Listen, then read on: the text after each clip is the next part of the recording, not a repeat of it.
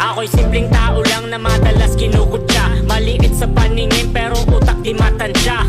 Sabi nila ang lyrics ko'y barya-barya, kaya pala ang bawat beat ginagawa kong alkansya. Madami ang mga matang mapanghusga, madami ang mga bibig na mapang-alipusta. Noong pa man gusto nila akong mapuksa, pero lumipas ang taon at silang unang natusta. Madaming negatibo ng mga komento, pero laging positibo at hindi nagpa-apekto. Lakad lagi lang diretso, katawan ko'y tumaba na sa dami ng mga parang nakapwesto. Di bagay sa'kin ang salita na macho, kasi pag nilalapatan ko ang beat na iimpacho. Masipag magsulat kapag bago ang tema, kasi doon nakakalikha ng mga barang bago sa tenga.